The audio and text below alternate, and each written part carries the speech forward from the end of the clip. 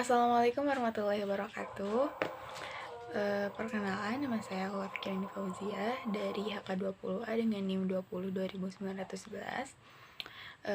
Saya di sini akan mempresentasikan tentang paper yang sudah saya buat dengan rekan saya mengenai analisis kasus pengeroyokan pemuda remaja di sekitar Jogja National Museum dan pelanggaran KUHP pasal 170.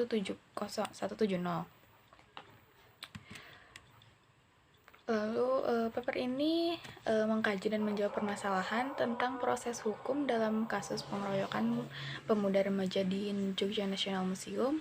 Lalu apa sih definisi pengeroyokan? Pengeroyokan adalah perbuatan yang bertujuan untuk menimbulkan rasa sakit atau luka pada tubuh orang lain yang dilakukan secara bersama-sama. Perselisihan secara personal ataupun kelompok dapat menjadi suatu faktor yang dapat mengundang terjadinya tindak kekerasan yang berujung pada pengeroyokan. Lalu pengertian pengeroyokan menurut Sunarta bahwa pengeroyokan adalah dengan sengaja menimbulkan sakit atau luka. Kesengajaan ini harus dituduhkan dalam surat tuduhan, di mana tindak pengeroyokan telah menyebabkan keresahan di masyarakat, sehingga untuk mewujudkan kesejahteraan masyarakat perlu adanya perlindungan hukum. Tindak pidana pengeroyokan ini diatur dalam KUHP buku 2 bab 5. Dalam KUHP, delik pengeroyokan merupakan suatu bentuk perbuatan yang dapat merugikan orang lain terhadap fisik, bahkan berimbas pada hilangnya nyawa orang lain. Tindak pidana pengeroyokan merupakan perbuatan yang bertentangan dengan norma hukum sehingga dilarang oleh undang-undang menurut pasal 170 KUHP. Yang bunyinya di mana barang siapa dengan terang-terangan dan dengan tenaga bersama menggunakan kekerasan terhadap orang atau barang diancam dengan pidana penjara paling lama 5 tahun 6 bulan. Yang bersalah diancam 1 dengan pidana penjara paling lama 7 tahun jika ia dengan sengaja menghancurkan barang atau jika kekerasan yang digunakan mengakibatkan luka-luka. 2 dengan pidana penjara paling lama 9 tahun jika kekerasan mengakibatkan luka berat.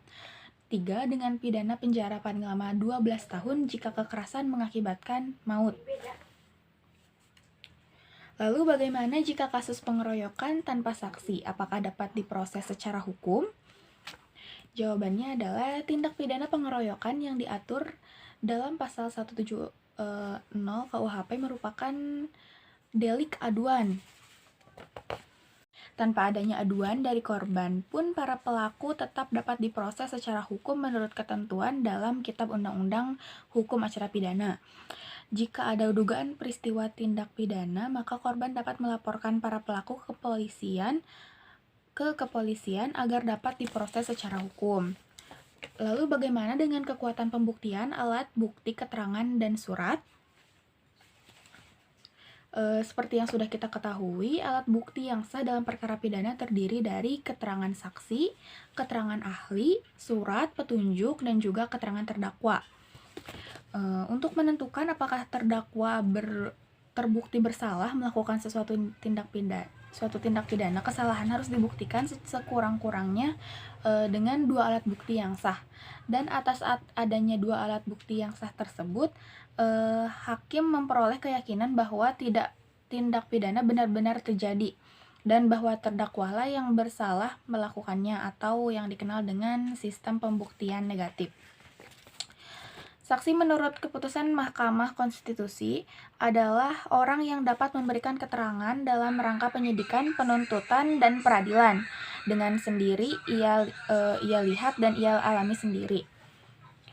Jika tidak ada saksi yang melihat tindakan pengeroyokan diduga dilakukan oleh pelaku tetapi sudah dilakukan visum pada korban, maka berdasarkan pengertian saksi, korban selaku orang yang mengalami suatu peristiwa pidana dapat dikategorikan sebagai saksi.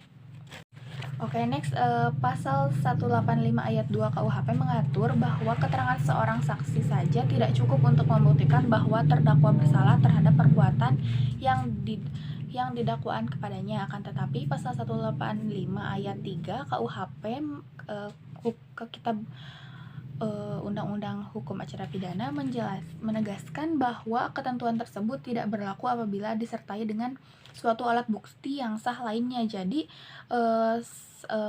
hanya keterangan saksi saja tidak cukup. Maka dengan demikian alat bukti yang dibutuhkan sudah cukup untuk menjadikan dasar bagi pihak kepolisian dan aparat penegak hukum yang lain untuk melakukan proses hukum lebih lanjut. Jadi peristiwa tindak pidana, penganiayaan, dan pengeroyokan yang terjadi dapat diproses secara hukum berdasarkan alat bukti, keterangan saksi, korban, dan alat bukti surat berupa visum atau petunjuk dan keterangan terdakwa. Lalu bagaimana kronologi kasus pengeroyokan yang terjadi di sekitar Jogja National Museum yang terjadi baru-baru ini?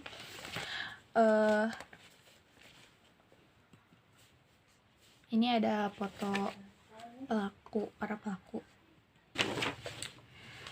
Jadi saat ini proses penyelidikan masih berlangsung. Jadi dari 10 pelaku tersebut ada 2 diantaranya berperan melakukan penusukan terhadap DW. Kedua pelaku yang menusuk korban yakni KAR dan SI. KAR melakukan penusukan dengan menggunakan pisau lipat ke bagian samping tubuh sebanyak 1 kali dan ke punggung sebanyak 3 kali. Sementara SI menusuk korban menggunakan pisau dapur hingga membuat korban tersungkur. Sedangkan pelaku lainnya berperan melakukan penganiayaan terhadap korban dengan menggunakan bambu, botol, dan tangan kosong. Lalu bagaimana penyertaan tindak pidana atau damning yang terjadi? Jadi menurut saya, rekan saya dan rekan saya, turut sertanya seorang atau lebih pada waktu seorang yang lain melakukan suatu tindak pidana disebut dengan damning. Pada kasus pengeroyokan di sekitar JNM ini ada kaitan pleger dan medan pleger. Pleger adalah orang yang melakukan atau pelaku. Seperti pada pasal 55 ayat 1 KUHP pada kasus ini, yaitu kedua pelaku yang menusuk korban yakni KAR dan SI. Sedangkan medan pleger yaitu turut sertanya atau turut melakukannya pada kasus ini, yaitu pelaku lainnya berperan melakukan penganiayaan terhadap korban dengan menggunakan bambu, botol, dan tangan kosong. Jadi sekitar 8 orang yang disandang sebagai medan pleger. Lalu apa putusan pidana yang sesuai? Seperti yang sudah tadi saya jelaskan, berdasarkan kronologi dan keterkaitan damning seperti yang sudah tertera pada KUHP pasal 170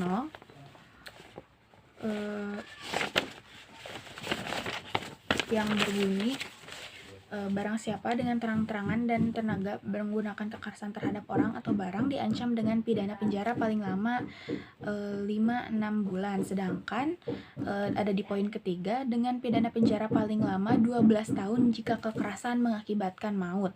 Pada kejadian ini korban hingga meninggal, maka vonis yang sesuai adalah 12 tahun penjara. Namun hal tersebut bisa dipertimbangkan oleh keyakinan hakim mengingat hal sosiologi dan logika para pelaku tersebut. Jadi kesimpulan dan sarannya adalah faktor yang menyebabkan tindak pidana pengeroyokan yang dilakukan adalah kurangnya kontrol diri, jadi mengakibatkan melakukan suatu tindakan pidana tanpa dipikirkan baik-baik. Perselisihan secara personal ataupun kelompok dapat menjadi suatu faktor yang dapat mengundang terjadinya tindak kekerasan yang berujung pada pengeroyokan. Jadi sebagai manusia kita harus bisa mengontrol emosi dan diri kita agar senantiasa menjauhi suatu tindak pidana yang membahayakan. Baik, sekian, terima kasih, dan itu yang dapat saya sampaikan. Wassalamualaikum warahmatullahi wabarakatuh.